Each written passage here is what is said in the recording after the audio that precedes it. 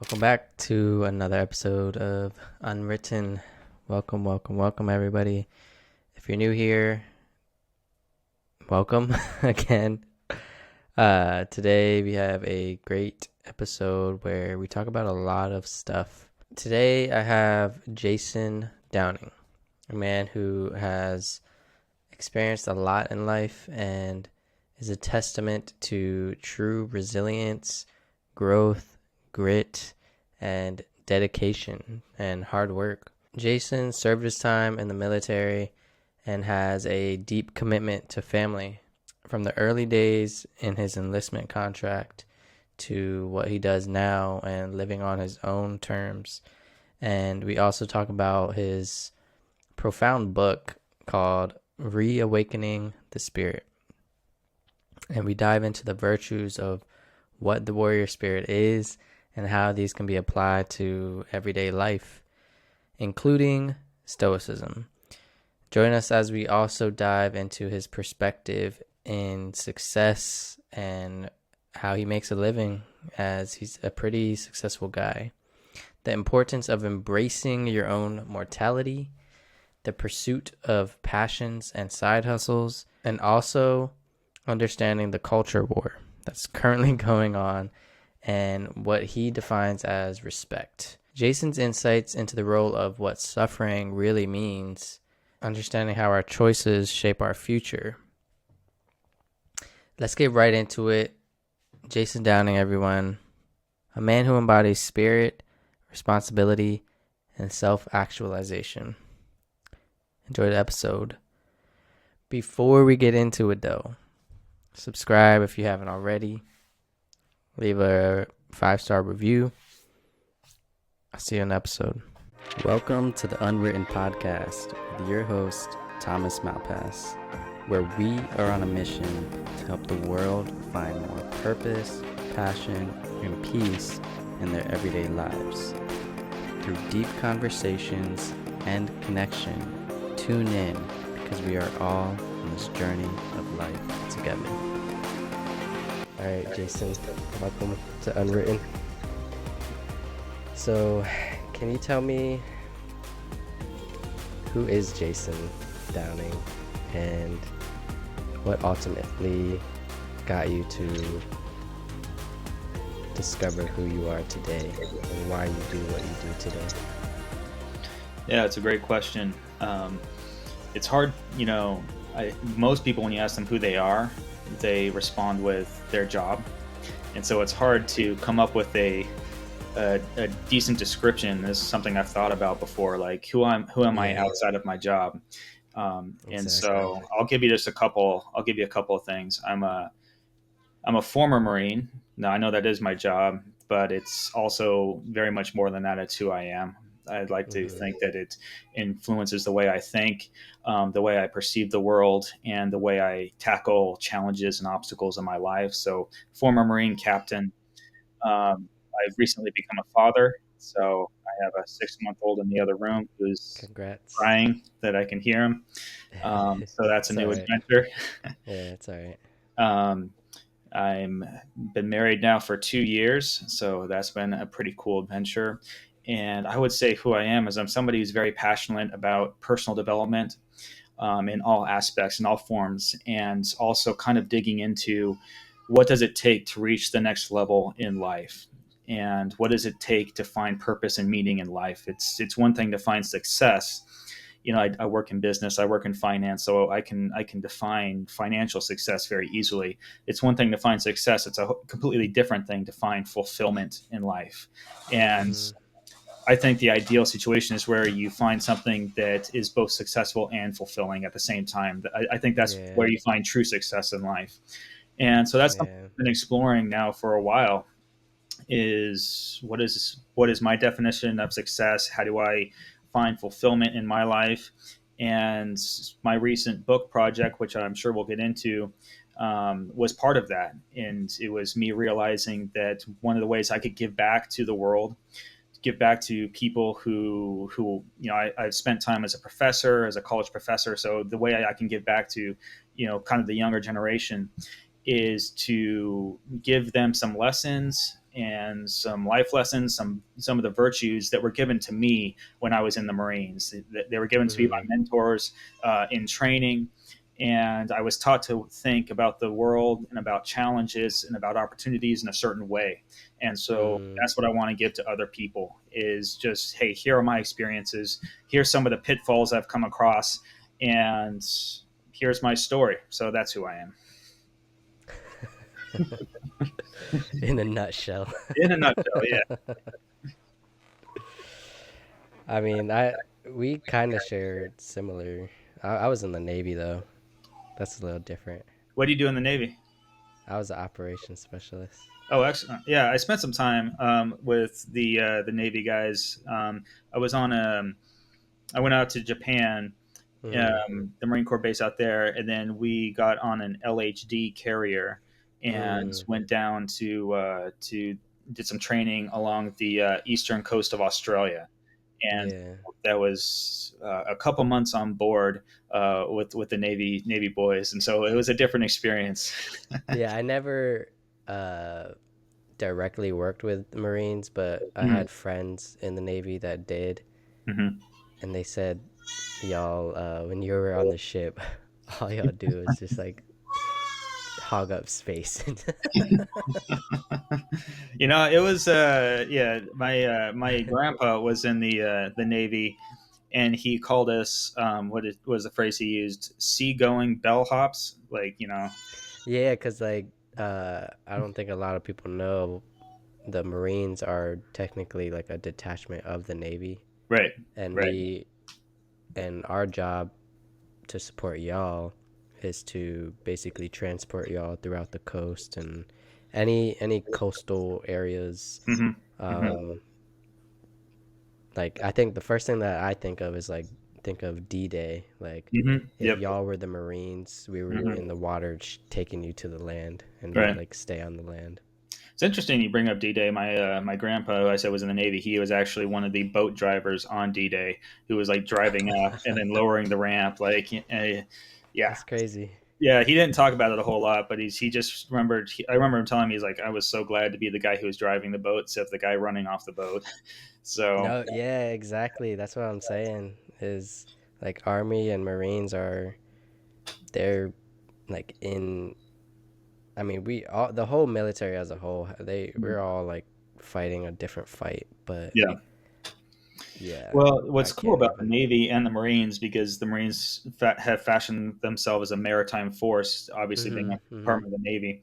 It's like, I'm going to get the exact percentage wrong, but it's over 70% of the world's population lives within a couple miles of the coast. So, I Mm, mean, that speaks to the. I guess I'm not included.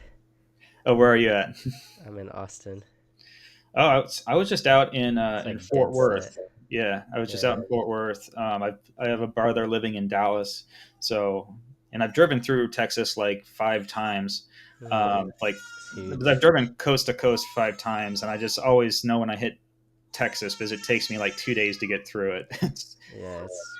I didn't even realize until I drove from. I had like a weird. I guess it's like a weird story. I had to bring my dog, and it was during like a heat wave, and there was no flights going directly because I Mm, was coming from Hawaii. I hmm was bringing my dog from Hawaii, moving back to Texas, hmm and during the time we were moving, there was no flights connecting to Austin because of a mm, heat warning. mm, So we had to I had to fly by myself with my dog and get a rental and drive from San Diego. Or no, it wasn't San Diego. It was LA, hmm from Los Angeles all the way to Austin. Yeah, It it's a bit of a was, trek. I think it was like 18-ish hours. hmm It wasn't a full day, but it was, man, I was dying. Yeah, you can do it in one shot if you want to like grab some coffee and some energy drinks and like That I wasn't always broke even it working. I was so tired. I remember I was so tired. I literally, sometimes you literally just need sleep. Yeah. And uh, it was getting dangerous. Like I was swerving Mm. Yeah. and I had to stop at a rest stop. Yeah. And you ever get so tired where it's like you're so tired, but you still can't fall asleep? You ever get that? Yeah. Yeah. You're kind of That's in how I that was. Yeah, permanent I was just awake like, state. Yeah. yeah, I was like in limbo. I was like, I'm so tired. I need to fall asleep, but I couldn't fall asleep for some reason. Yeah. I think that happens when your body like can't fully relax or something. Yeah. It's definitely. I think you're just too keyed up, too stressed out. Like your body's running on Yeah. cortisol. Mm-hmm. Um, yeah, that's definitely the case. Yeah, I've been there. When I'm driving, I'll do 12 hours, and that's about my Oh. max. Yeah, Um, yeah, yeah. and that's if I I'm could do that. splitting I it could do with that. like if I'm Starting in splitting the it with day another too. person too. Yeah. It gives you a chance to like stop every like 4 hours, and Mm-hmm. you start at like 6 a.m. in the morning, you end around 7 p.m. at night. That's time Mm-hmm. enough to find a hotel for a night, and then you have at least a couple hours just to relax and decompress before you get back on the road the next day. So Yeah. that's normally the way I do it. Otherwise, if I do like a straight through all night, then I'm just dead, for a couple Yeah, days. you can't. So, so so so what ultimately made you decide to write a book? And can you quickly tell everybody what your book is all about? sure, yeah. So the book is it's called Reawakening the Warrior Spirit and exploring what it means to be a warrior in the modern West. And what I mean by that is that I'm discussing these timeless warrior truths, these warrior virtues that you were taught, that I was taught in training, and I'm trying to place them within a modern context. I think that, as they say, there's that old phrase that the warriors have remained the same throughout the ages, but the battlefield certainly looks different, right? The battlefield changes, Mm, warriors don't necessarily change. And so I kind of lay out, kind of what we're experiencing in our modern culture is a lot of division, a lot of anger. People have called it a culture war that we're experiencing, and people take different sides. And it's when I started writing, it was in the middle of COVID, and we certainly saw the oh division wow. and the anger and the hatred kind of peaking during that time for a number of reasons, not least because we're all locked in our homes and we're going out of our minds, right? And so I remember during that time, speaking of not being able to Yeah. sleep, I couldn't sleep because I was too keyed up. I Yeah. kept going through stuff in my head, the stuff I saw on the news, whatever. And the only way I could actually get to sleep was to grab my journal and just start writing and write out everything that was on my head. That's And then I good. could sleep. And Yeah. so my wife, my girlfriend at the time, who's now my wife, she picked it up one day and like started reading some of my ramblings. And it's like, this is really good. Have you ever thought about Oh writing a wow. book? And so I explored that idea for a while. I didn't think it was at first. I didn't think it was a good idea because I never thought I would be an author. Um, Yeah. you know, but you That's how sometimes some of the believe in best like it. that's how some of the best books are Yeah. written. So I just started, putting stuff together slowly over time and putting my thoughts on paper, and it evolved, and that's how the book was written. And so what it's about is it addresses kind of where we are. Like I said, kind of the problem is our current situation, a few bad ideas that I identify in our modern culture. And then the solution is these four warrior virtues that I talk through. The first being Mm. service, the service mentality, servant leader mentality, and how we apply that in our modern culture. The second is truth. What does it mean to live an honest life? What does it mean to be a truthful person? Sounds Mm. like a pretty basic question, but it's actually not an idea of like asking what is truth. That's a rather complicated question. Uh, Yeah. the third is I call that title "Embrace a Life Full of Strength and Power." The fourth Mm. is the fourth virtue is fortitude, and I call that chapter "Face Your Adversary with Your Face Forward." Rather than running away, you want to face them with their face forward. And then the final Mm. chapter of the book I call "Pray for Peace but Prepare for War." And that is where I try to put some meat on the bones of these virtues that I've talked about, kind of the philosophical principles that I've developed, with some practical things that you can do in your daily life in order to develop those virtues in your life. The idea being that the question is not if a storm will come in my life, but rather, Mm. right? There's always going to be storm.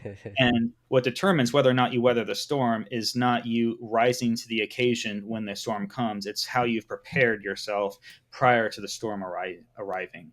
And so that's why, like, yes, we can all pray for peace, for peaceful lives, for a peaceful existence. We all do that. But you sure as hell better prepare for war. And that is the best way that you can actually live a peaceful existence, is if you're prepared for those hard times when they come. So Have you heard of the buffalo and the storm analogy? I haven't. No. You ever heard that one? No. Man, I used to do this like daily meditation a couple years ago where um, basically just visualize a storm is coming and it's the plains of a random grassy field Mm-hmm. and there's buffaloes just eating grass and all of the other animals are running away. They see the storm coming. The buffaloes start heading towards the storm Mm. and they start weathering the storm. They face it head on and they get through it a lot faster. Mm. And then the sun comes out. Mm. That's I it. like that. I like that mental image. I also like kind of walking through it in that way as a meditative exercise. While you were describing it, I could actually, like, not just see it in my head, but I could also kind of feel it, right? Yeah. You imagine yourself there. Yeah, and I think that goes well with what you're saying. Well, at least partly like the embrace part. Mm-hmm. Yeah. Um, so how do we do that? How do we practice embracing, or like in the Navy, what do they say? Prepare for shock or something. I forget what they say. Brace Yeah. for shock, brace for shock. Oh, brace for Like shot. if yeah, if there's like a emergency all hands protocol that we used to practice Mm-hmm. and it's like what are we really gonna do like if a collision of Right. ships because Right. literally like if you collide or hit anything um y'all can all die literally Mm-hmm. because if you Right. sink and you're in the middle of nowhere in the ocean, Right. brace for shock. Yeah, Mm-hmm. brace for shock. You just hold on to whatever's in front of you and like Mm-hmm. duck.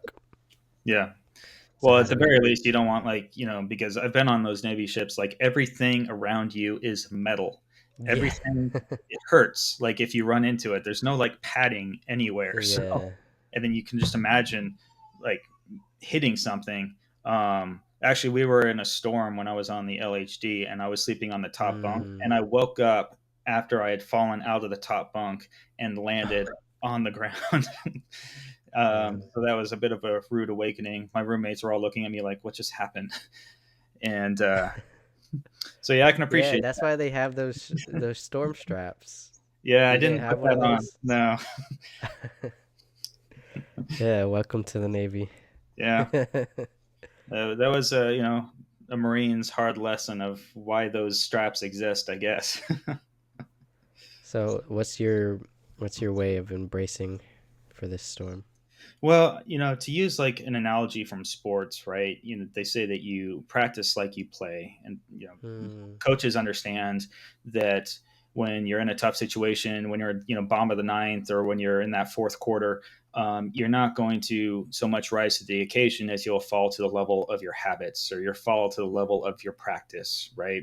That's what that's what your body's used to doing, and that's what is become routine for you. So it's all about Yeah, establishing those positive habits that are going to put you in that proper mindset. Um, yeah, and so, asking yourself, what do you do every day, in order to um, in order to get yourself ready? Are you, journaling every day? Are you spending some time that's not in front of a computer or in front of a TV? Are you getting out and working out? You're finding a gym, or getting outside and going for, I don't care, a hike, a bicycle ride, something. Are you doing Mm, something to fill yourself emotionally, spiritually? Whether that be meditation, whether that be prayer, whether that be mm, reading, any number of different scriptures. There's a bunch of different ways out there that you can prepare yourself. And the question is, are you doing them right? Are you mm. practicing those on a daily basis? And are you making sure that you're as prepared, emotionally, mentally, spiritually, physically, for whatever comes your way? A practice I like to practice that's kind of morbid is it's actually a Stoic practice. Mm-hmm. And like I didn't realize I'm like a natural Stoic until I started it's not like a Yes. boasting thing or anything. Until I started studying it. Like Yeah. I started studying it and I was like, wait, I'd like already do like half of this stuff. Mm. And that was one of them. Memento mori. It's a quote about embracing death and Mm. that death is inevitable. Mm-hmm. And I've always done that, and I've done it with about people too. That's why it Mm. kind of sounds morbid, because it's like sometimes I just randomly think like Mm-hmm. my mom's gonna die. She's not gonna Mm. be here one day. Mm. Yeah. And then like I fully like embrace it and feel Mm. it. Yeah.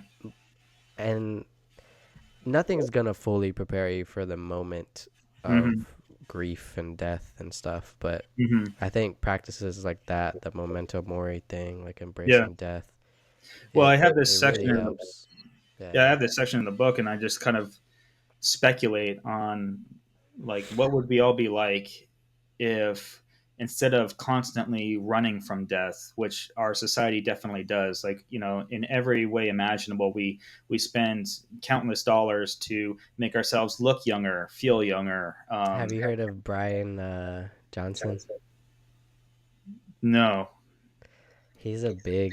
He's been on so many podcasts and a Hmm. big influencer.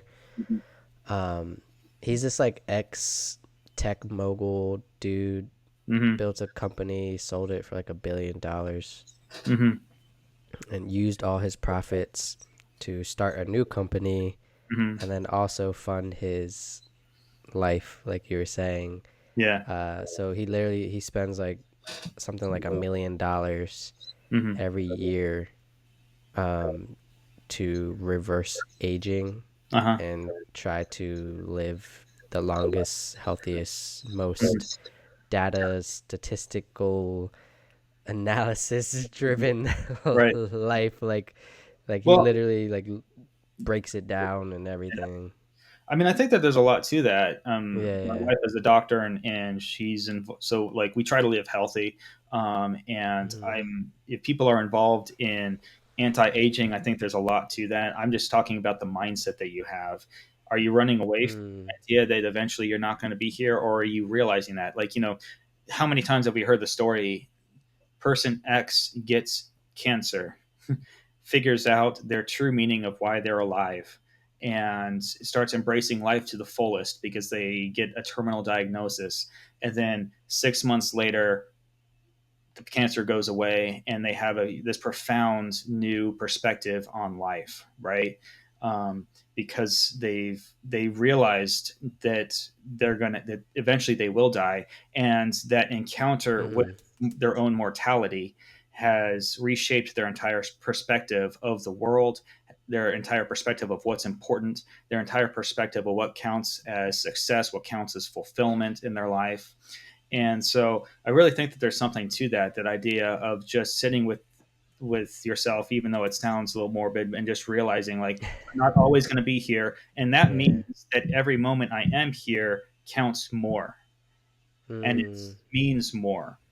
If for you sure. remove, it's an interesting idea, it's an interesting thought, but if you remove the finite quantity of life, if you were somehow able then it almost it's an open question as to whether or not the meaning of life would also disappear. It's like the question for vampires. Yeah, yeah, kind of, yeah. Like, well, Yeah, it's kind of something that they explore in some like the good vampire fiction, right? It's like, what yeah. does it mean? Like, if you're living forever, Hmm. yeah, it's an interesting thought, right? But Sometimes I think I've seen in some of like some vampire shows, they're like, yeah, I wish I never became a vampire. mm, Because then it's like throughout the 1,000 years of Dracula or whatever, yeah, it's like you people that aren't vampires that you have mm, relationships with, they just come and go, and right, they're like nothing. mm-hmm, Um, it's actually a crazy concept that was also in a show that I started watching. It's called it's like an animated mm-hmm, gruesome show called Invincible, and it's on Amazon. But in the show, there's like this Superman guy. He's like mm, Superman, mm, and he has a son, mm, and he's half human, half Superman right, alien. And his dad is like 1,000 years old. They live like mm, forever. Like they mm-hmm, live like 100 times the amount of humans. And he ended up. Long story short, spoiler alert if anybody wants to watch Invincible. It's actually a really good show. At the end, he's like the villain, and he's like, mm, I like had you, and your mom is just like a dog. Like I live like thousands of years, and she's just mm, here for like a blink of an eye. Like I could just spit and she'll be gone. Like, mm, and I think that's like the scary villainous path of mm-hmm, that concept of vampirism, living forever, mm-hmm. whatever. Yeah, been trying to get my wife to watch the movie Logan. About you Ah, seen that's that a good movie one. with That was it the was Hugh last one, Jackman's right?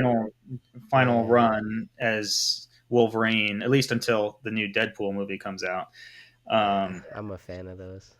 yeah, but that's kind of one of the themes that they explore with Logan in that movie is like Mm. he's been living so long that kind of Oh all of yeah. his friends have died and he's alone and he doesn't really want to connect with anybody because he knows that they're going to eventually die Yeah. and so it's one of those things about like don't be so sure you want to really live forever because there are unintended consequences to that. No, and that's what I'm saying. That's what goes back to the Brian Johnson dude. I think Hmm. that's his name. Um, and I understand it's a mindset, but there's an argument like you're trying to optimize your life so much that Hmm. you forget to live it. Hmm. Hmm. Yeah. Does that make sense? It's Yeah. like I'm I've trying heard. to like Yeah. I'm so caught up in this like he is Hmm. super strict and disciplined. Like he Right. takes like 50 vitamins a day and like Hmm. eats the same thing every day and Hmm. does the same protocol and goes Yeah. to bed at 8 p.m. every night, Hmm. and like it's just super protocol Hmm. statisticy. Right. Yeah. Well, it's so routine that there's no novelty to. Yeah. Yeah. And yeah, at the end of your life, right? What are you going to remember? Are you going to remember the great routines that you have? Are you going to remember those? Are you going to remember the moments, right? And That's I what get I'm caught up. saying. That's I the get. argument against that. It's like, yeah, you'll live very long. Uh huh. Um, but I guess I don't know. Then you can argue like Hmm. if that's what he truly finds fulfilling and joy Right. and love out of life, you can argue that too. Yeah, certainly. I mean, to each their own in one respect, right? If that's what he finds meaning in, Yeah. um, I think anything can be taken to an unhealthy extreme, Oh yeah. and so um, you know, don't spend your entire life climbing a ladder that's leaning against the wrong wall. That is the worst. And then that gives me the question, how do you know it's the wrong one? So there's two ways that I've kind of talked about this, especially with like with my college students. I teach like business and finance, and so occasionally Mm, I get that question, like, I don't know what I want to do.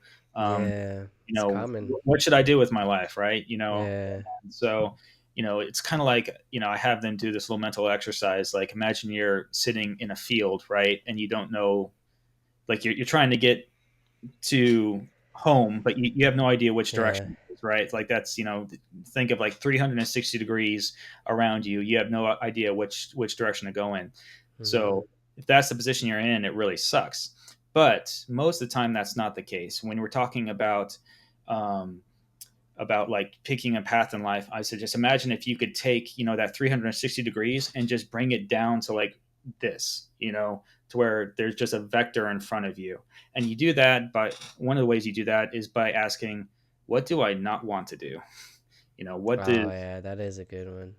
right? What makes me just like flinch or cringe every Cringe. time I think about spending my time doing that, right? Yeah, gives you Well, the ick.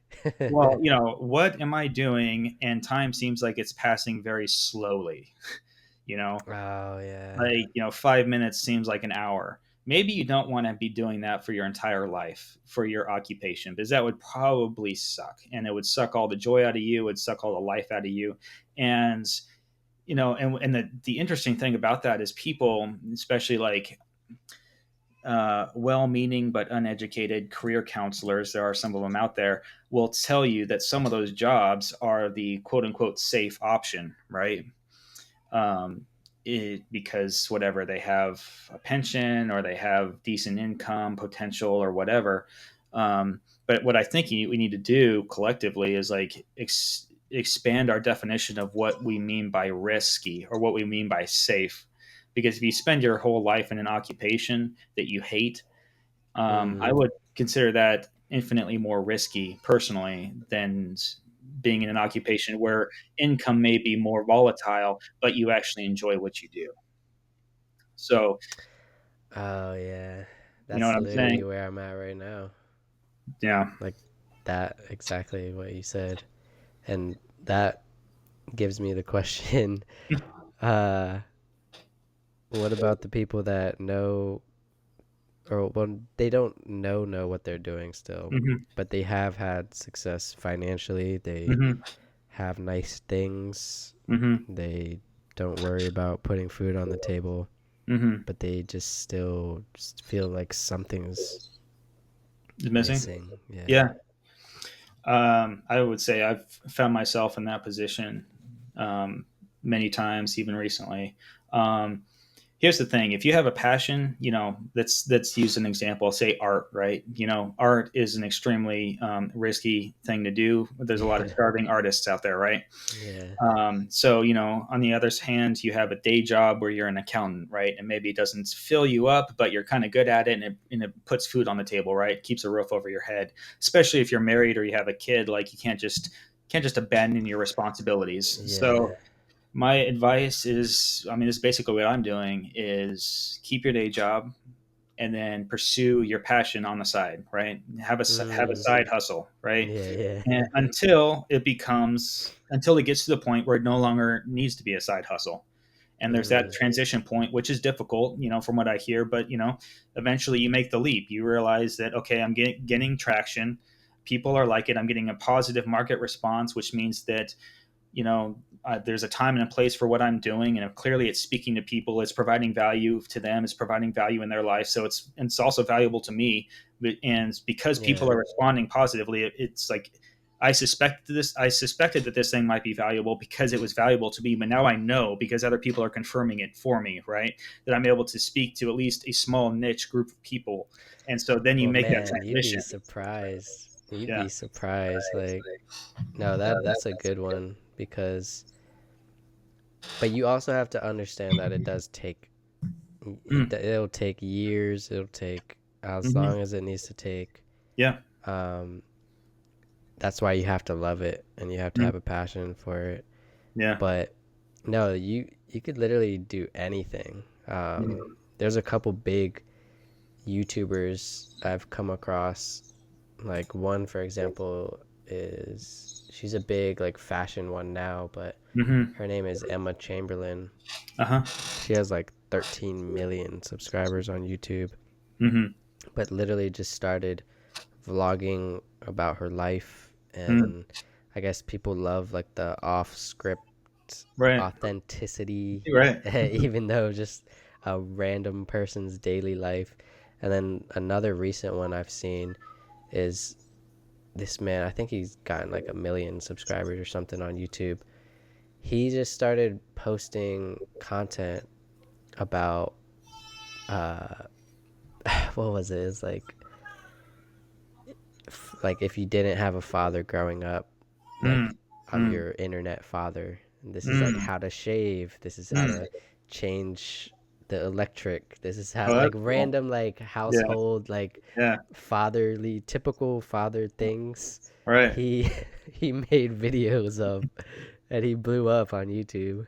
Yeah. So it's Well, like anything, like yeah. literally. There's car washing people. Like they Yeah. just literally make Mm-hmm.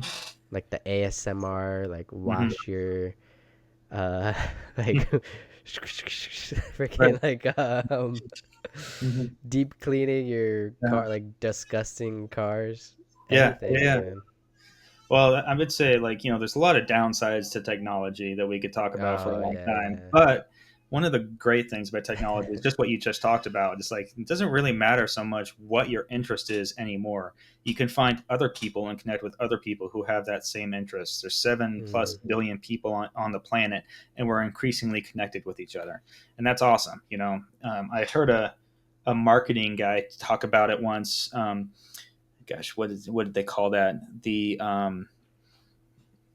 marketing to the to the long tail, I think is what he called it. So if you have a normalized distribution, right, Mm. most marketing assumes that you're going to want to market to the people in the middle because that's where a majority of the people are, a majority of the population, right? Yeah, But because we're so increasingly connected as a society, and there's so many people that are connected, and you're able to reach practically anybody across the world, you don't have to market to the majority of the population anymore.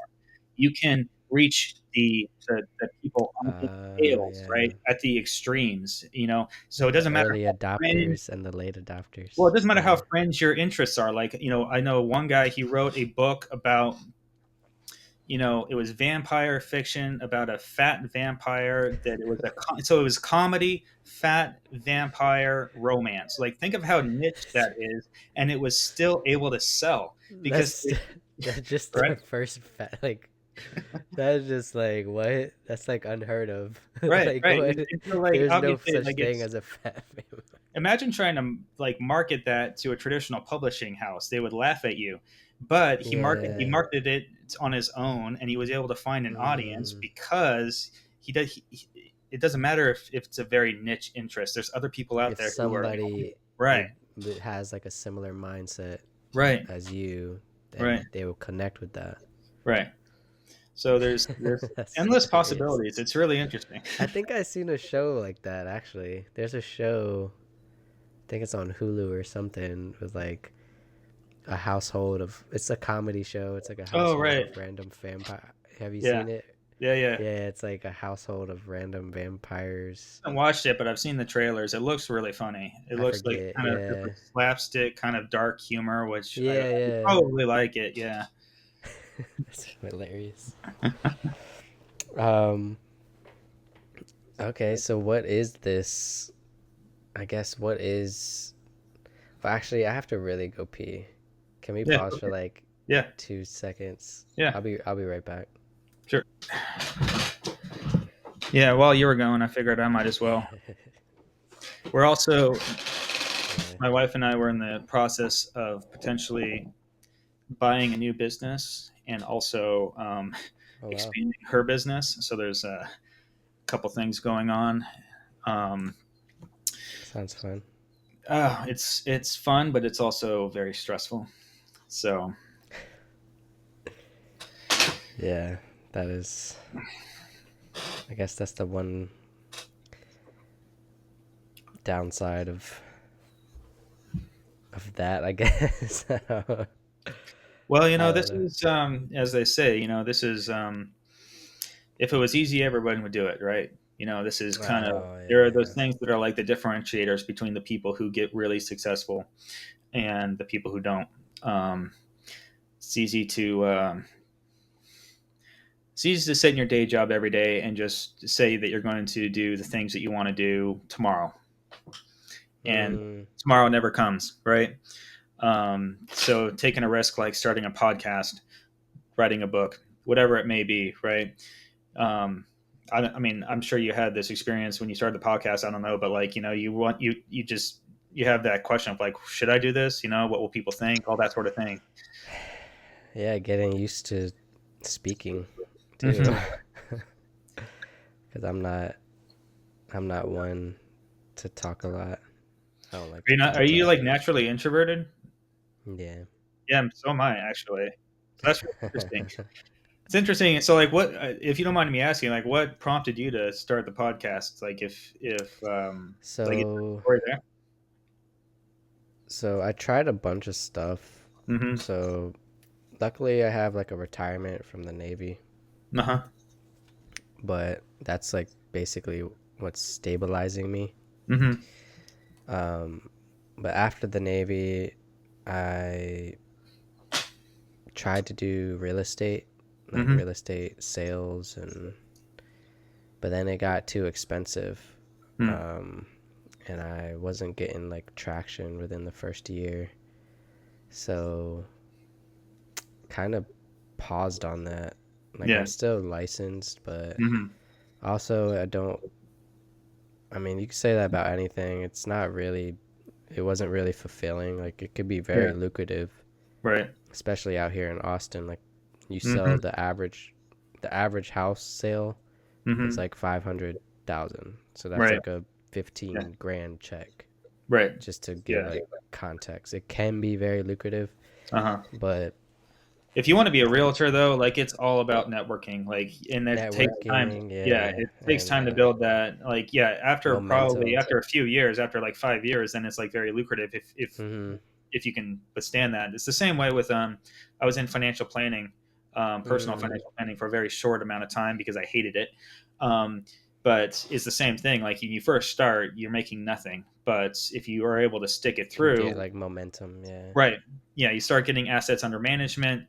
Um, One of my mentors, personal mentors, just retired, and when he retired, he had over $2 billion under personal management, and he took a percentage every year. Obviously, that's how you get paid. So Yeah, it can be very lucrative, but like it means from him, especially what it meant was every single day going into the office and for like 8 hours plus a day, just picking up the phone and saying, "Hey, do you want to? You don't know me, but do you want to give me your money? Hey, no, that's you the give me worst. your I money." did my fair share of cold calling too, Yep. and it's just not No. fun. No. You can get paid well, but I don't know. I take the like sustainability and Hmm. fulfillment path versus that. Um, Yeah. but And it's one of those things like, some people, I don't think it's fun for anybody, but certain people have a constitution. I think that they're able to handle it more. I don't think I'm one of them because I tried doing cold calling and it absolutely like ate my soul alive. And and plus I just yeah, I, I just wasn't interested in it, like it's one thing if you're really, really yeah, you have interested to be in into it. it too. Yeah. Yeah, So, I mean, into whatever it is you're selling or whatever it is you're doing for people. If you're into right. that, then you can get past, I think, some of the dilemmas. I'm way more in like when it comes down to entrepreneurship. Hmm. I'm way more interested in like investing, just like Hmm. investing. Hmm. Like I'm a big fan of this influencer out here in Austin. Her name's Cody Sanchez. Hmm. She blew up like in the last 2 years, and that's like the kind of entrepreneur I aspire to be. Like I think she makes like 100 million a year in like passive income from all Hmm. of her. She owns like a asset company, so it's like Right. a kind of like a hedge fund Yeah. where you buy out and invest in other businesses that Right. just generate. It's like a Right. freaking printing Uh-huh. money. But I'm more interested in that. Like her big thing is like, oh, buy any random like you could buy a random local business Hmm. for free if you could negotiate it well. Hmm. Um, and maybe all you have to do is like be the new owner and Right. like manage it a couple days a week at Yeah. first. Like Right. I'm a big fan of that type of like Yeah. just investing in things that Hmm. you want to invest in, Hmm. and that may require some work up front, but then it can also be very lucrative and Right. passive income in the long term. Well, that's what I mean, that's I just told you, like, buying business. So like that's exactly what I'm in the process of negotiating right now is Mm, a business that's in the health space, mm, and does like health rejuvenation, saunas, cold plunge, I love cryotherapy, that stuff. and a number of other modalities that they have. And the gal who is running it, she is getting married. She wants to travel the world with her new husband, and Mm, so positive cash flow, from day one.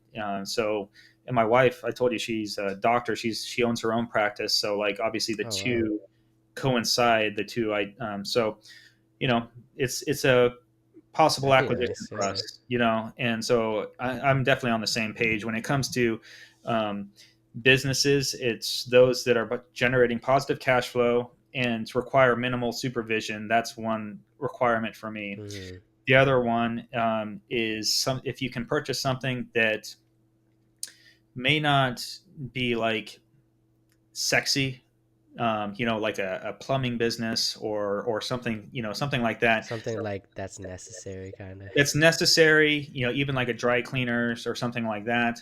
And they don't necessarily have all the systems up to date, right? Like they don't have all the newest tech or software or whatever. And all you have Laundromat. to do, Yeah. yeah, all you have to do is come in, update the systems and the software relatively cheap, and then it remains as a source of passive income for you. Mm.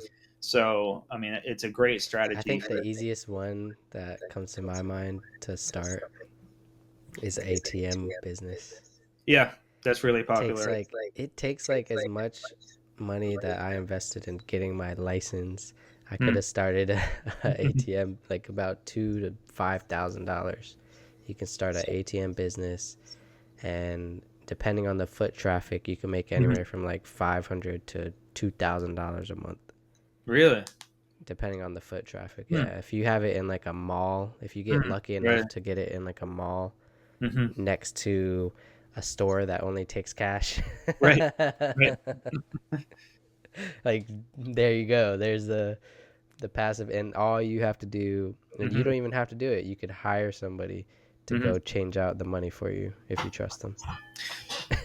Yeah, I mean, those probably have a limited lifespan just because we're increasingly Yeah. moving to like a cashless society with Venmo and everything. But I mean, for the time being, at least for the next, probably 5 years, it's still going to be around for a while.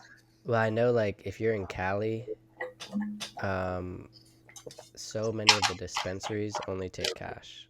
Right. So if you're lucky enough to have an ATM business Right. in front of a dispensary, Yeah. or like I said, like anywhere that's like strict about only taking Hmm. cash or something, Yeah. It's then because yeah. the reason why dispensaries won't do that is because the a lot of the financing companies won't work with cannabis related companies because technically I Mm, know this because I have valued I'm in finance and business valuation, so I've valued a couple of cannabis companies in my mm, time, and it's one of the risk factors that because cannabis is technically still a scheduled substance at the federal yeah. level. It's a lot of the Mm-hmm. finance companies still and a lot of the banks find it very risky working with those companies, and so they won't, even if it's legal at the state level, they won't if it's illegal at the federal level. So there's this Mm. mismatch. There's no, I mean, I could talk about this for a while, but it's just one of those interesting things. No, that's a really good skill to have, to know how to evaluate a business and invest in businesses. But my next question was Mhm. about the the culture war. Mhm. So what is this culture war you speak of? In the book, I basically boil it down to um, two really bad ideas, is what I call them, that have kind of been propagated through our culture. Um, Mm, and two different ideologies is one way to think about them. One is I call toxic individualism. Um, mm, this idea that you're only a person in and of yourself. You're completely disconnected from family ties, from social ties, from social responsibility, caring only about yourself and the impacts of your actions on yourself. Right? Take what you can for uh, yourself. that's Essentially, big. yeah. That's big in the whatever podcast world. I don't know if you ever heard of the whatever podcast. No, no, I haven't. Man, it's huge. That's I never knew the term. I guess you created this term for them, but the whatever podcast is so it's like brain numbing sometimes when I it's like why am I watching this? That's why I stopped. I took a break. Like I'll just Mm, watch some shorts sometimes, but mm, the people it's a panel style right, podcast right. where the entire panel like 90% of the time is like you have like one or two like right wing like conservative people and Mm-hmm, then the rest of like the toxic individualism mm-hmm, liberal mm-hmm, OnlyFans mm-hmm. porno chicks Oh, I think I've uh seen. I think I've seen you know what I'm that. talking about? Yeah, Yeah. it's called the whatever podcast and then that's the first thing that came to my mind when you Mm. described the toxic individualism. Yeah. Well, I think there's a couple different manifestations to it, which is interesting because, like, you, I would say more traditionally, the idea of individualism has fallen on the right, whereas the idea Mm, of a collectivist mindset has fallen on the left. But we're in this weird space now where this, the toxic individualist, there's certainly right wing manifestations of that, right? Where you're like the mm, ultimate individualist, screw society, screw everybody, I'm off on my own, right? And I, yeah.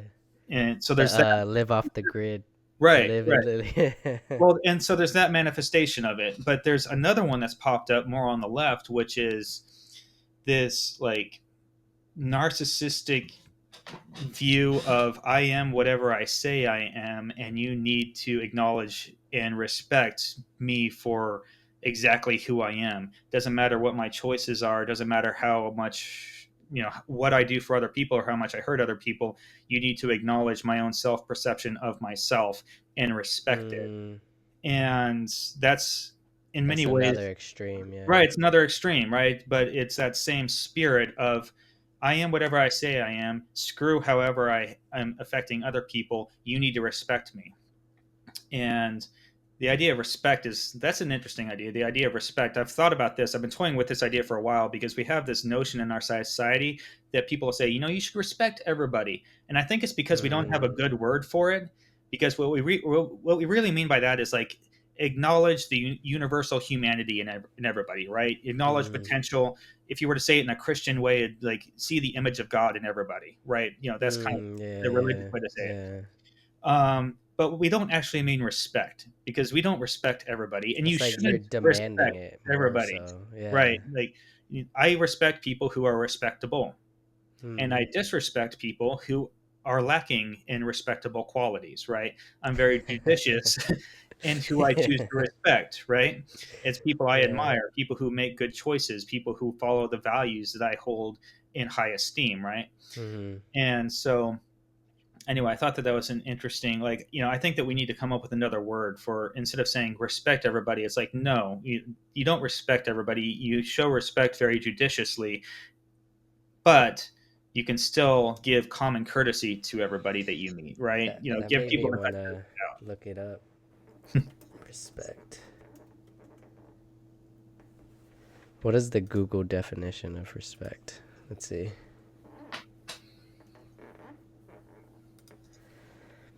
The Google definition of respect is a feeling of deep admiration for someone or something elicited by their abilities, qualities, or achievements. Hmm. Or the other one is a due regard of feelings, wishes, rights, and traditions of others. Hmm. Um, used in a verb, admire someone or something deeply as a result of their abilities, qualities, and achievement. She was respected. Hmm. Think highly of, admire, esteem, have a high opinion of, and admiration for. Hmm. That's respect. Google definition. I like the first definition. I can understand the second definition, but I think the first one is probably the better definition.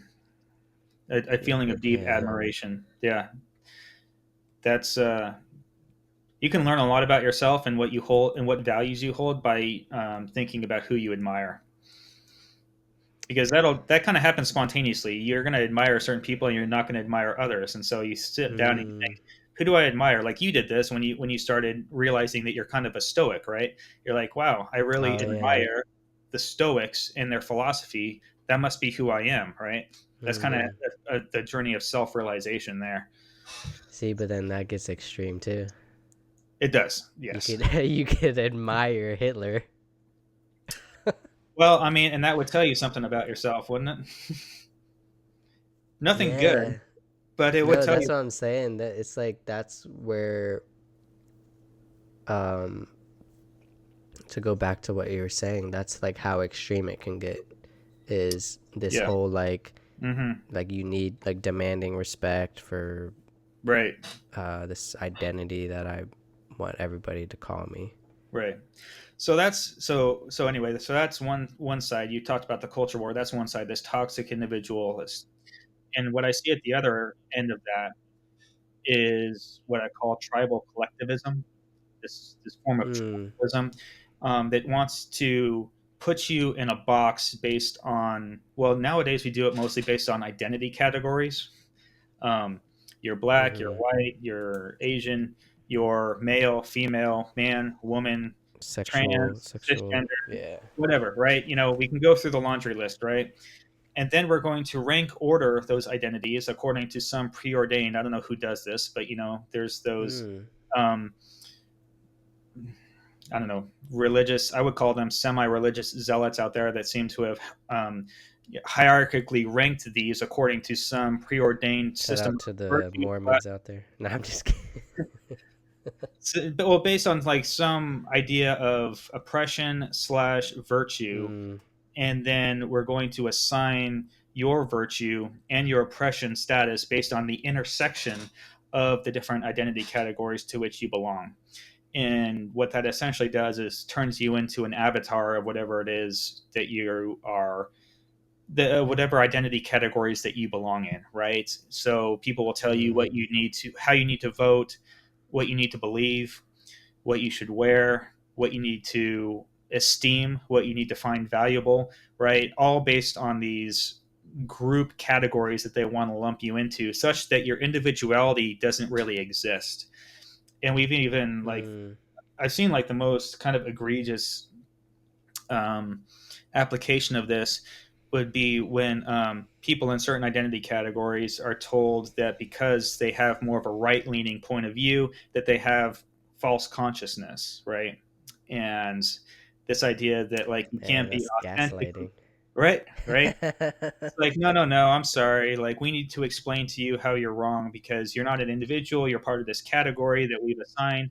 And so, if you don't believe what this category, this identity group is supposed to believe, then you must be suffering from false consciousness. And so that's the polar other extreme that I see going on in our culture is this idea of lumping people into groups and assigning them some sort of virtue or oppression status based on that group, which completely denies individuality. So these are the two ideas that I see kind of like pulling our society apart at the seams, and they're two very bad ideas. Man, that's like spot on. So anyway, so what I see as a solution to that, obviously, is what I call the warrior spirit. And so, digging into those virtues, Mm, yeah.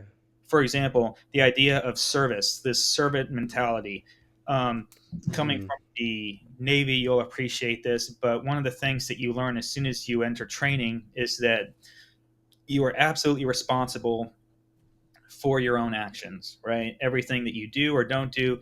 If you try to tell one of your DIs, well, it's not my fault, it was so and so's fault, they're going to get in your face and say, no, take responsibility for your actions and take responsibility for everything that's going on around you, right? Show some leadership potential. And that's your job. So you know that you're absolutely responsible for your own actions. That's the individual portion of it. On the same hand, it doesn't stop there, right? Because you also broaden your sphere of responsibility to say, I'm also part of a team, right? If I do something wrong Mm-hmm. or if I do something stupid, right, I could get my own team members killed, right? So my actions have broader impact than just myself. So now you're broadening that perception of responsibility beyond yourself to realizing that you have a social responsibility. And so that's the idea of service, right? Mm-hmm. Being in service to others is that it's not that you're lesser than anybody, but rather the idea that your purpose is found in relationship to other people. And so the more Mm-hmm. that you're able to inculcate that proper feeling of like servant leader mentality into your daily life, I think it really balances those ideas. Like you're not going to become toxically individualist because you realize that you're connected to others and you have obligation to others. But you're also not going to be drawn into the extremes of tribalism because you realize you're responsible for your own actions and you're an individual in how you think. You have individual strengths, individual weaknesses, and you don't just belong in a category group. So that's one example. that's that's really good. I think overall, it's just understanding that you as a person, no matter who you are, has some sort of influence or impact on other people. Absolutely. 100%. Like you could be anybody. You can be a hobo Mm-hmm. on the street with no money, no nothing, Yeah. no Well, no influence, but mm-hmm. the people that see you, Mm-hmm. you know. Yeah. Well, I mean, there's a consequence for everything. Inaction is an action, right? So, Yeah. and like the perfect example of that would be like, you mentioned people who grow up like without a father, right? And Yeah. so if you're an absentee father, it's like, well, I didn't do anything. It's like, yeah, you did. You left, right? And you weren't there. So your inability to be a father or your choice not to be a father is a choice, and that can have profound impacts mm, on people. You don't have to be in your kids' lives to make poor choices. Even your absence will have an impact on their life, right? mm-hmm, And once you realize that every choice you make, whether even if it's the choice to not make a choice, um, mm, once you realize that all of those have consequences, it kind of frees you up to be, I think, to take more risk and to be more daring and also to be more responsible for what you have going on in your life. mm-hmm. You stop hitting the delay button a little bit more. No, I And I say that definitely as somebody like who that. Yeah. I can definitely, you know, I can definitely get caught in the cycle of analysis paralysis. Oh yeah. You know, I do that all the time, and my wife is good. She'll like knock me out of it. She'll be like, "You've thought about this about 1,000 times. Like, come on, just like make a decision, right?" So she'll call me out now. Nah, that's good. Sometimes we need that. I listen to like motivational speakers sometimes for that Mm, mm. because I'm like separated from my ex-wife, but yeah, I'll listen to like I don't know if you've heard of Eric Thomas I think so. Yeah, or Les Brown. yeah, definitely. I've heard a lot of Les Brown. Like he's just like, well, He's Eric on fire, Thomas like yells at you. man. He always talks about the lion and the gazelle. Like that's his like go-to thing. Like oh, like you have to like go after what you are striving for. Like a lion Mhm. is starving, hunting for the Mm. the gazelle. Yeah, I was watching. Gosh, I was watching the Arnold documentary Oh, I started that one. on I Netflix. didn't finish it. I really liked it. One of the things he talks about is having the way he puts it is like having that fire in the belly, and how the wolf that's climbing the mountain is always hungrier than the wolf that's on top of the mountain. Um, Mm. and there's something valuable actually in Wait, that. you said the wolf that is climbing climbing the the mount, mountain climbing the mountain is always hungrier is hungrier. than the one on top. It might be a bit of a mixed Oh, metaphor, no, but no, no. Now it makes sense because yeah. hungrier. Because I was thinking like hungry, like wait, he's hungry, like somebody feeding him. Yeah, I was like, wait. uh, no, that makes sense. Like he's hungrier. He's gonna fight to It's climb gonna fight still. harder, right? Hmm. Yeah. Yeah, I mean that just I recently read and listened to his Audible book, um, "Be Useful." Who wrote that? Arnold. Oh, did he? Oh, really? His yeah, it just came out like a couple months ago. It's Oh, called I'm gonna have to look that up. no, he says something. Yeah, it's called "Be Useful" by Arnold. He wrote it and read it, and sometimes he goes off script, which is nice for like Audible books. I like Right, when they do that. right. Um, but he had a great analogy, exactly similar to that. Like think about the first person to climb Mount Everest, Mm-hmm. and then think about how they felt, Mm. and then imagine if you just took a helicopter flight up there Mm. and said, Right, "Hey, how you doing, right, buddy?"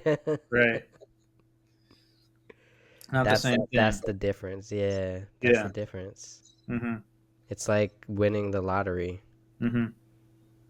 There's like a crazy statistic, like 75 or 80, some high percentage Mm-hmm. of lottery winners like go bankrupt within 5 years. Well, that's because, I mean, people think that the cause of poverty is lack of money, and that's a really stupid definition, Mm, right? That's the symptom, it's not the cause.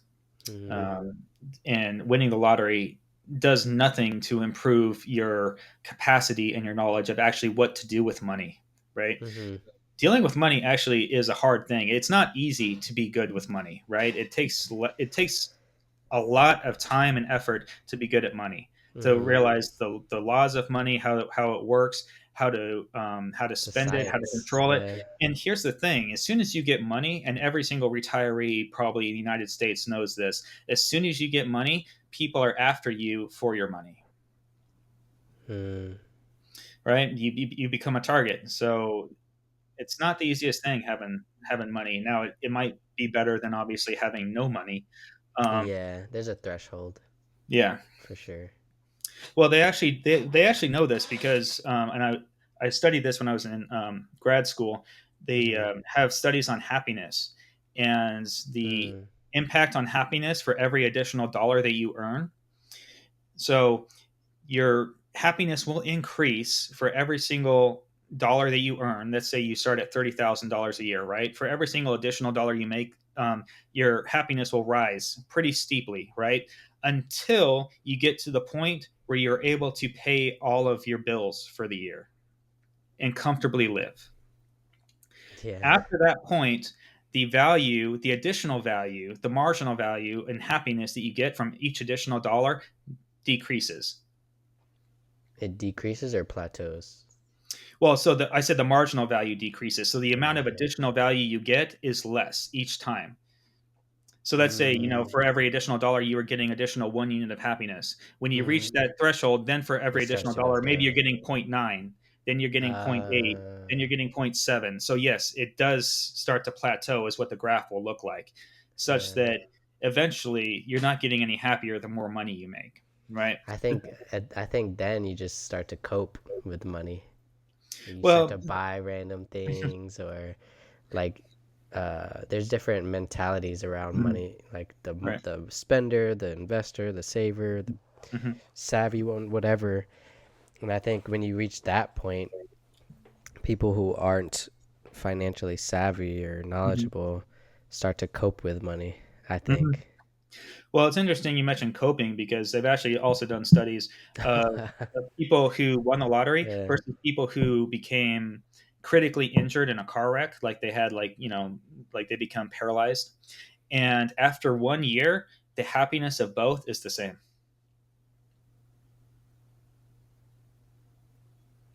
Of winning the lottery and then the Right. person So what that got happens into a when you win the fatal. lottery is your happiness spikes, and then it goes back down and it stabilizes Yeah. at average. The opposite happens if something critical happens to you and you get in an accident, your happiness will decrease, right? Because you're going through the trauma. And then after about a year, it'll stabilize. And you're going to reach your new coping, your new normal, right? And so Mm, happiness really, I mean, this is why it's not good in life to pursue happiness, because happiness is very short term, right? Right, and what we started yeah. this conversation with was talking about fulfillment, which is, I think, a much better Hmm. thing to target, because your happiness is going to go up and down, but you Yeah. can always pursue purpose, meaning, and fulfillment no matter what state you're in. And that's, I think, what leads to more long term happiness. What more long term satisfaction might be a better word. Yeah, because then you go back to that pursuit of happiness, right? You Right. just it's like a hamster wheel, But yeah, it's pursuit self of defeating, happiness. right? Yeah. It's not fun. Yeah. But is there anything else you'd like to cover before we move on? No, man. No, this is I did have one more question. sure. So, what is the fortitude part? Fortitude talks about how you deal with challenges and hardships in life when they present themselves.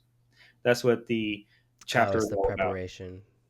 Well, no, it's not just preparation. Preparation is about what you do beforehand. But fortitude is kind of about the mindset of talking about, like, when hardship and suffering comes into your life, how do you think about it? How do you Hmm. conceptualize it? The sources of suffering, and then what does it mean? Can you find meaning within suffering? So Hmm. I titled the chapter, "Facing Your Adversary with Yeah. Your Face Forward," and so it's something that they tell you in the military. It was like, face towards the enemy, right?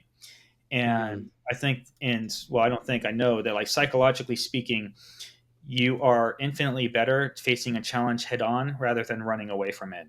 It activates different psychological Hmm. circuits in your head. And so, what I kind of explore in that chapter is there's two different extremes, again, in our modern culture, as to how we deal with a hardship that comes into our lives. One is the victimhood mindset, which is blame everything on somebody else, society, culture, another person, another group of people. No matter what happens in your life that you don't like, it must be somebody else's fault, right? Which is obviously a fairly toxic mindset to have, because that means you're giving all your agency to other people and you're not taking any responsibility on your own, which means even if it is somebody Hmm. else's fault, it's impossible for you to ever affect change in your own life if you don't take responsibility for what's going on in it. So that's a one extreme. The other is one that I've seen, kind of the polar opposite of that, is what I call self denigration. And that's where you take everything as your own fault, not as your own responsibility, but as Uh, your own fault. And I've seen this happen a lot, especially in the veteran community, is because veterans are taught such a radical form of personal responsibility. Sometimes when they come back from the battlefield, they still carry the battlefield around with them, things that happened. They're not able to conceptualize that things that happened in their life or to their squad mates or whatever, that even though they were there, that it wasn't their fault. Even if it was their decision that led to an unfortunate outcome, it doesn't mean it was necessarily their fault, oh yeah. right? I know When what you you're in a mean. Yeah. wartime scenario, things happen. And so blaming yourself for everything, it might be better than blaming other people for everything, but what it eventually leads you to do is be very hesitant to ever make decisions, because then you're pretty sure that you're going to make the wrong decision, right? So it's kind of about having a Hmm. sense of, I don't know, maybe grace is the right word for yourself, right? No, yeah, I always I always talk about grace. It's a interesting word, Hmm. but Well, yeah, if you're you going to can't give beat the benefit of yourself the up. doubt to other people, right, which most people would, right? If you're going to give the benefit of the doubt to other people, then why not give it to yourself? You deserve it just as Yeah. much as anybody else, right? So, anyway, that's what that chapter on fortitude is about. No, that's good. Um, but there was a quote that I had remembered. It was from. Have you heard of Nietzsche? Yeah, Nietzsche, yeah. and it was about suffering. He says Nietzsche Mm, believed that the world is full of suffering mm-hmm, and it lacks any overall purpose or meaning. However, he mm. thought that our ability to deal with this suffering, to endure hardships and overcome them, is an important and valuable exercise of our power and character. Yeah, so I think it was Nietzsche who said that suffering always permits a variety of interpretations. And what he meant by that, and you kind of read it there, there's no intrinsic meaning or purpose in suffering, meaning that if you go through a hardship, you go through suffering, you can come away with a variety of interpretations from it. For example, if you're abused as a child, right, by your parents, you can come Mm-hmm. away from that with the knowledge and the purpose of then using it as an excuse to then abuse your own kids, right? That would be one logical inference, is saying, well, it happened to me, so therefore it's okay if I do it to other people. But there's another way you can interpret that, is that if it happened to me, I'm going to make sure it never happens to my kids, Yeah, right? that's crazy because that's the exact mindset I had. Mm-hmm. Being, it's funny that we were talking about fatherless, Mm, absent father. mm, That was my father, mm, and something I always told myself growing up because I never really knew my dad. mm-hmm. I always told myself like, man, when I'm gonna be a parent, I'm not gonna do that.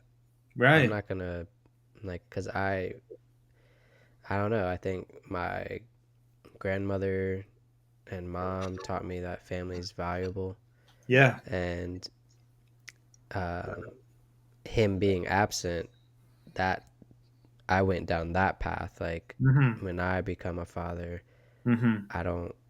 That was partly why I got out of the Navy. Mm. I separated. Well, also because I felt limited and I felt like I couldn't pursue. Yeah. Like I couldn't do this if I was. I Yeah. feel like if I was going on deployments Right. every day, like um, I felt like that. And then also when you're on deployments, 8, 9, 10 months at a time, Mm-hmm. Mm-hmm. that's time you can't get back. Right. Uh, so that's another reason why I got out is because I had kids, and Mm. then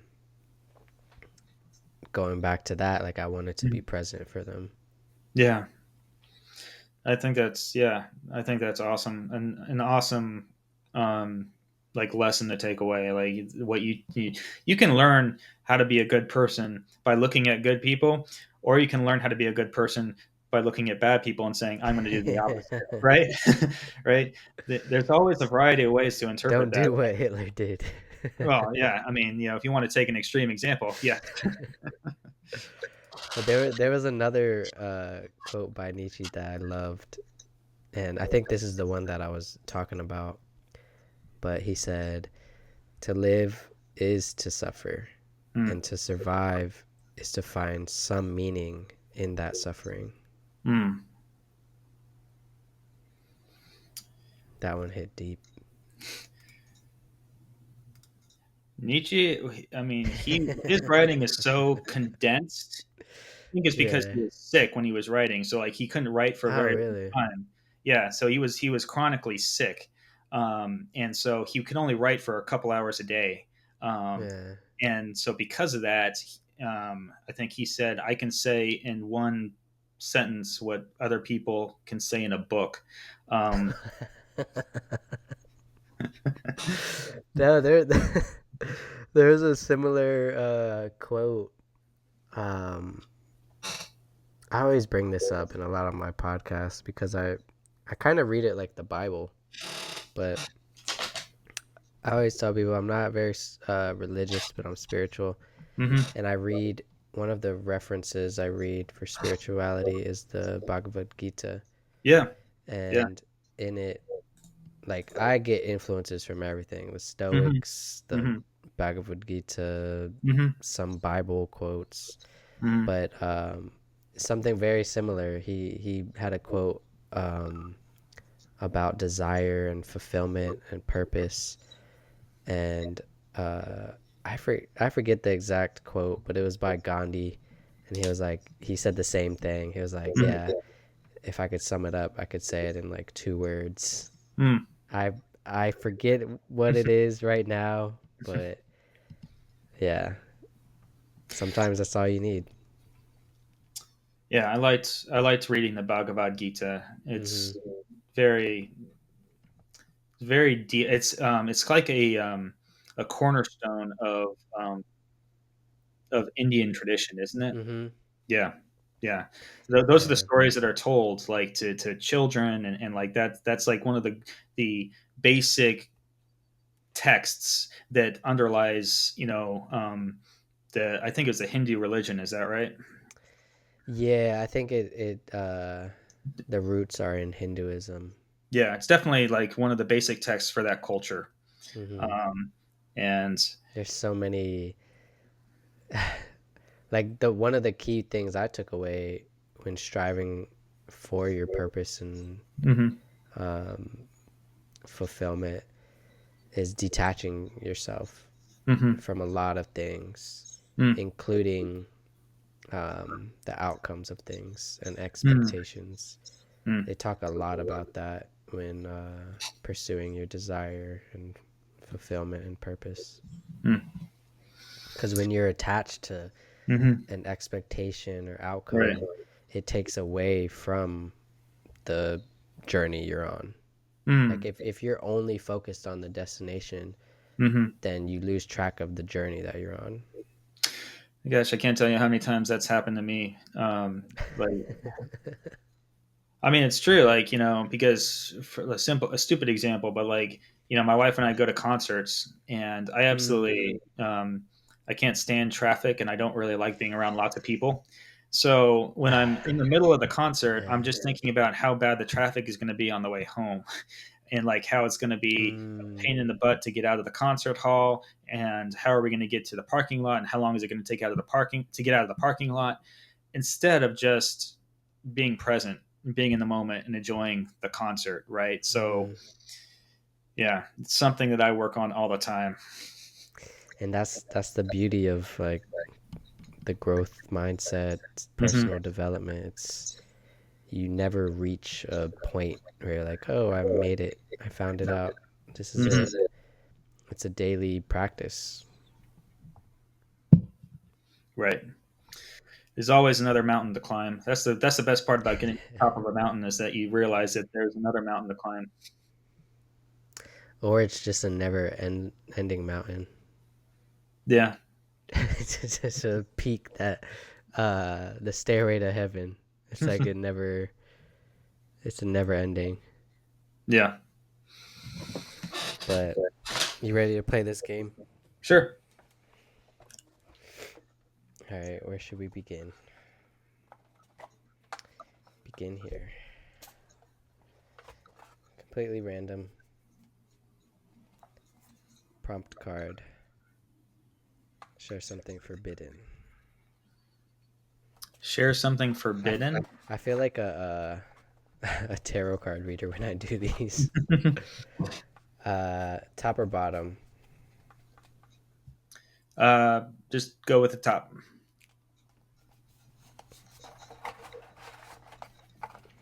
and then you put them together and they tell the story. That's funny. Can you read that? Oh, share something forbidden. I feel most attractive when. Okay. Hmm.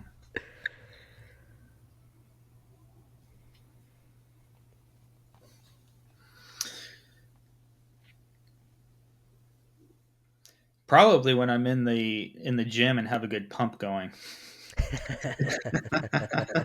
You know that feeling, like when your muscles are like you can I feel know them, like they're all exactly what you're swollen. talking about. You know, I know exactly. No, I do know exactly what you're talking about. like and then you got like that gym lighting going on, and like it's like hitting just right. You're like, damn, man, yeah, You okay, feel like you feel like Leonidas that's from right, from- you're about to Spartan kick the door on the way home. No, exactly. I know exactly what you mean. That's I felt that one. That's a good answer. But uh now we'll move on to the final questions. Okay, You ready? yeah. First question is, what is your biggest regret? Hmm.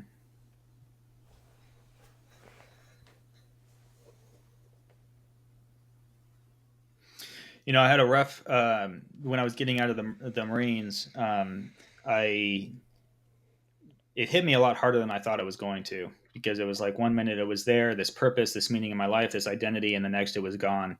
And so it was like I got out of the Marines, I got a new job, and I also lost a really important relationship, like all within a very short period of time. And so I spiraled downhill for like a while, for probably a couple years. It was like just spiraling downhill, self medicating, drinking way too much, and so there was a number of people that like tried to help me, and um, I wasn't the most responsive. Definitely hurt some people during that time. So I would say that's my biggest regret. And thankfully I've now been able to transition that to where I use that as fuel for me helping others, right? And I was able to like get back to those principles, those virtues I talked about in the book, and to pull my life back together. But you know, during those rough years, it was a lot of regrets, definitely. Which I've been Yeah. able to turn those around and turn them into good things. But it is something that I look back on with not a whole huge source of pride, I guess you could say. No, that makes sense. And it's hard. Just like going back to what we were saying about identity Hmm. and what I was saying about detachment and Hmm. practicing detachment, because you're not any one thing, right? Hmm. You're a multifaceted human, unique human being that has done a lot of shit. Hmm. And even me, like I don't even like to call myself a podcaster, Hmm. or like I like to when I like to think of my identity, I like to just say like I do this. Hmm. It's fun. Right. I podcast sometimes. It's fun. Hmm. Right. I don't like to hold on to that identity. Hmm. And I don't know. I've naturally been good at that for some reason. I don't know why. Like I was saying, I feel like I'm a natural stoic, Hmm. but yeah, that detaching from that Hmm. is really helpful, Hmm. and know that every day is a new day, that you're a new person Hmm. and not the person that you were yesterday. Yeah, not carrying the baggage around with you. Mm. Carrying the lessons, but not the baggage. Yeah, I like Yeah, that. yeah. Yeah. That's good. Next question. Who or what has made the biggest impact in your life that makes you who you are? My parents. Hmm. Yeah, mom and dad. Um, my dad was an incredibly hard worker. I was fortunate to have a present father. He wasn't the most talkative individual in the world, very introverted, um, although he's made a lot of efforts in that and he's come around a long way. But I remember when I was in school, when I was in high school, he was working full time, and his dream was to go back and get his master's degree. So he was going to school at nights, while at the same time still finding Oh, time to spend time with us and to help us with our homework and whatnot. And I just yeah. thought if he can go to work all day and then go to school at night and still not complain, then I have no room to complain whatsoever. Like I'm just going to shut up and be grateful. All I have to do is go to school. You know, and When then did my you mom. realize that? Sorry. When did you realize that? Like a teenager? Yeah, so in my late teens. Yeah. Yeah. And then your And mom. my mom is just one of the bravest people that I know. um, Mm-hmm. she so my younger brother, was born cross-eyed. They call it Mm. strabismus, and which means at a very young age he had to have multiple eye surgeries. And so Mm. when he was very young in school, like in first grade, I think, he had depth perception problems. So he Mm. couldn't see the chalkboard, and Yeah. so he was falling behind in class. And the teachers thought he was just slow, and he wasn't slow. He was very smart. He just couldn't read what was on the chalkboard. Yeah. Um, and at the time, they didn't have a whole lot of support for him. So my mom ended up taking all of us home to homeschool us, which was just a huge Mm. um, undertaking for her. She never went to college, so like it was just Oh wow. this thing. She's like, I'll just figure it out. I'll figure it out along the way because I think it's the right thing to do. And so she's definitely fearless in that respect. And No, that's a I I actually have that kind of mindset as well. yeah, Sometimes it's good and sometimes it's bad, right? Like right. sometimes you want to plan for stuff, Oh, but definitely. I found it's helped me a lot with decision making and figuring out what like versus Hmm. not like. Hmm. Um, I found it's helped me in that area. Hmm. Perfectionism, it helps. Right. Like just Right. starting without feeling like this Hmm. podcast. Like I Right. partially just started it like Yeah. without exactly like planning it out 100%. You know. Yeah, one of my other mentors, he started a gym that's now become extremely successful. But he said, Mm. he always talks about it, he's like, I started it with no clients and with no business plan. I just started it because I knew that's what I wanted to do. Well, And sometimes all you need is that drive and right. like ambition, like to Hmm. keep you going. Right. Um, and sometimes it works out for you. Right. That's awesome, man. Next question. What is one lesson you learned the hard way? Hmm.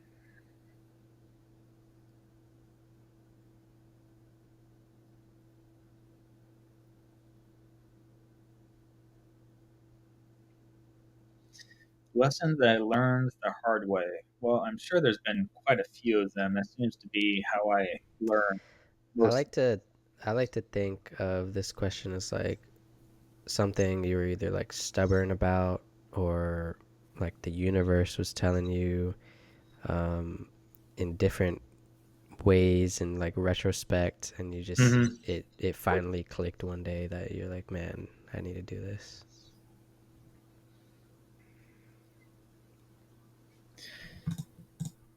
I think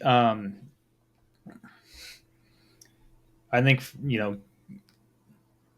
getting out of financial planning for me, that Mm. was, I thought that I could make myself into a great salesman, and that's just not who I am. And so Mm-hmm. I tried it for a while. It cost me several months of my life, but at least it wasn't years. So Mm. realizing, and I think that the area of sales is like an essential part of, if you're going to own a business, if you're going to be Oh an yeah, yeah, entrepreneur, it's something yeah. you need to learn. So I think it's valuable experience. But I was trying to sell something I didn't at the time believe in, for a company I didn't really Mm-hmm. believe in, and I thought I could just put that aside Well, and it's still do like it. the story of Steve Jobs, right? Hmm. Like he didn't create the Apple computer, Mm. but he believed in it so much Hmm. and had so much passion and fire to Hmm. sell it that he got it sold. Right. Right. It's like that. And Yeah. that's like the difference. You could have that fire, or if it's something that you like for me, I had some job offers trying to Mm-hmm. sell internet, and Mm-hmm. it's like I'm not passionate about selling internet to people. Right. Yeah. Well, and it's just, be very careful with what you choose to do every single day, right? Hmm. Whatever your job is, it's going to take up a good portion of your life. So just, choose it with as much care as you can is I think the lesson to take there, right? And I used to tell, my college students is like, you don't want to get into analysis paralysis, right? So where you're just waiting to find the perfect job. It might not be out there, right? Uh, right? So I tell them like the worst decision you can make is none. You know, so just don't sit around because like if you're 20 years old and you're sitting around on your parents' couch and then you go out and you decide to get a job, that's not that bad. You say, "Well, I've spent a year on my parents' couch." They're like, "Yeah, but you're 20. No big deal, right?" If you're 35 or 40 and all you've been doing is sitting around on people's couches for the like that doesn't look good, right? You're not going to get a job that Yeah, way, right? So doing something, you're at least going to start, even if it's the wrong job, you're going to start gaining the experience and you're going to start figuring out what you don't want to do. And if you yeah, figure out enough things exactly. that you Yeah, don't want to do, it's you tantamount get to also closer figuring to. out to what you want to do, Yeah, right? you get You're going to closer to it. zigzag back and forth a little bit, but Yeah. the zigging and zagging is probably going to get smaller, right? And you're going to Hmm. end up finding your path. Maybe you'll take the scenic route, but you're going to get there in the end. No, yeah, that's 100% agree with anybody because this is a big question and answer to people who feel lost and like Hmm. you were explaining earlier, like no sense of direction with Hmm. where they want to take their life. I think that helps a lot. Just trying things, going out, experience things, and figure out maybe what you don't focus on what you don't want first by trying new things to Yeah. figure out and get closer to what I guess lights that fire under your Right. ass. Right. Exactly. Yeah. And then pay attention and like there's going to be something that you do, some stuff that you do that we're like, an hour will go by and it seems like 5 minutes. And I don't know for you, but That, like kind of yeah, podcasting is one of those things for me. It's like if I'm a guest on a podcast, I love it. It's just it fills me up, and we have a great conversation, and it feels like 10 minutes has gone by, but it's been like a couple hours, and so that's one of the reasons I do this. no, yeah, that's a reason why I started the podcast. That and I also enjoy the creative part behind it in social Hmm. media. I exactly that. Like I found flow. I not only found flow like in the conversations and just getting to know Hmm. humans on a deeper level Hmm. more so. That's why I like to have longer form podcasts Hmm. because I Yeah. like to cover what you're all about, but I also like to get to know you as a person. I actually prefer And that too. Like I've been on some podcasts that are like, 20 minutes or 30 minutes and it feels more like a TV commercial, but it's like, what are you doing? What are you selling? Then we're getting you off. And it's like, okay, there's a purpose for that, but I enjoy just having a conversation so much more that you actually get to know somebody.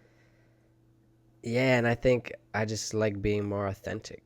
Like Yeah. I like how like I have my structure, but then Hmm. I think it being authentic, quote, like that's a cringy word, authentic.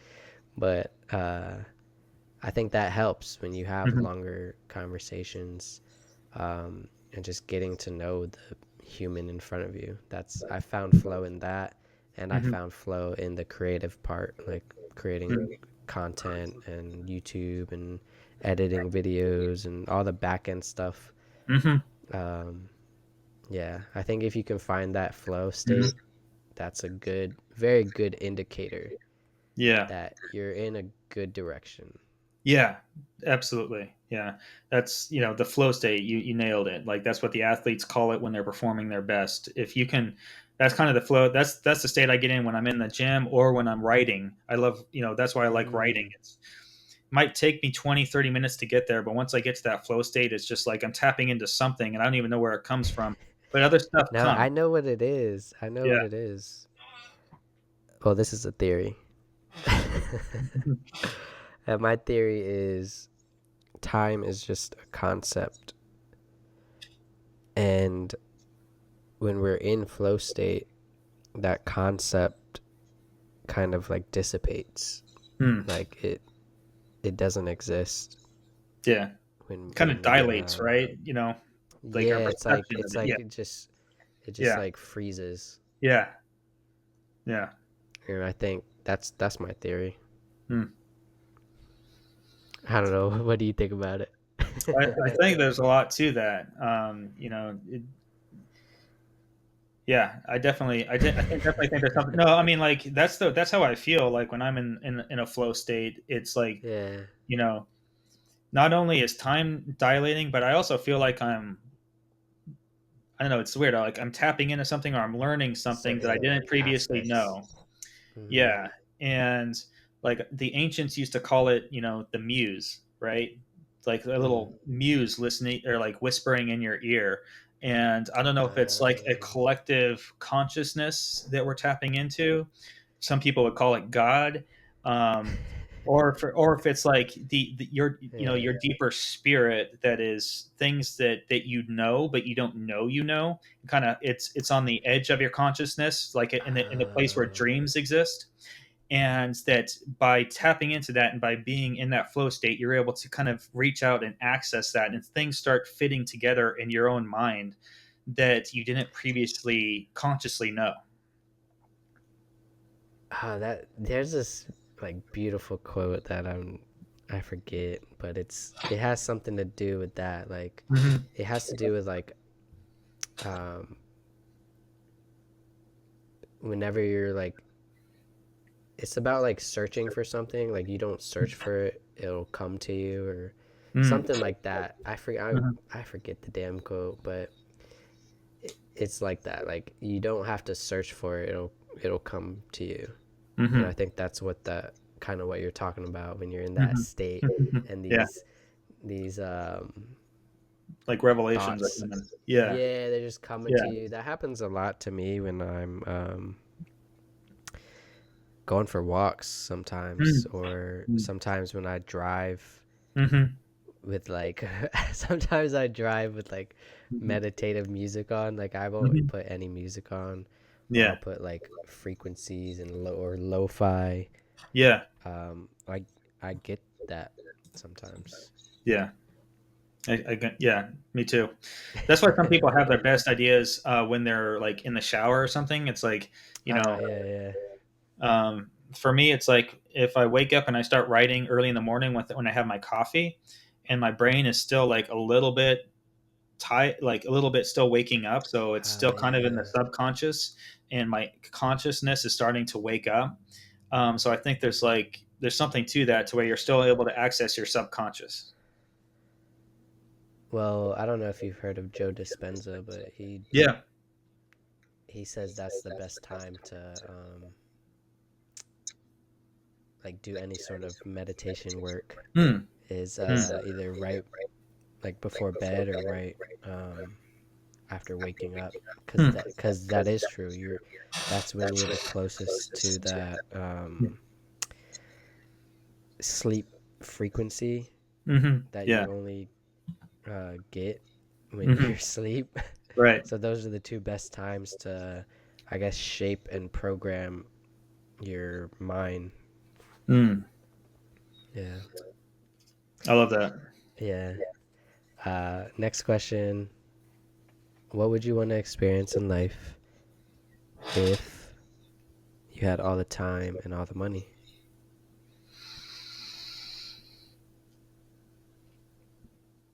Right now, my focus is on spending as much time as I can um, with my family. Mm-hmm. So I would like to, I have one kid right now. My wife tells me there's going to be more. She just already scheduled me for more. So spending as much time as I can with my kid and my future kids, and just raising them up, and seeing them turn into the adults and the humans that they were born to be. That's what I'm really looking forward to right now. That's my focus. No, I love that, man. I also I want more. Uh, I want more kids Yeah. as well. Probably, I think my max is like two more. I'd be I'd be good with two more. How many do you have?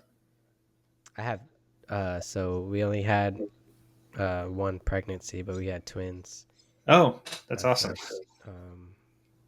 Which is crazy. It was like the universe, man. I'm telling you.